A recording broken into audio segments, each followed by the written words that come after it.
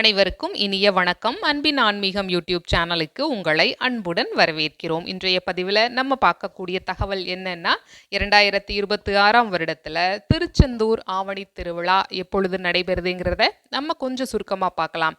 August மாதம் 31ஆம் தேதி திங்கட்கிழமை அன்று காலை சுமார் 5:30 மணி அளவில் திருவிழாவிற்கான கொடியேற்றம் நடைபெற உள்ளது.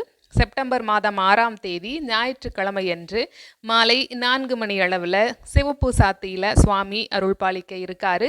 செப்டம்பர் மாதம் 7ஆம் தேதி திங்கட்கிழமையன்று காலை 5 மணிக்கு வெள்ளை சாத்தியில் சுவாமி அருள் பாலிக்க உள்ளார். அன்று காலை 11 மணிக்கு பச்சை சாத்தி.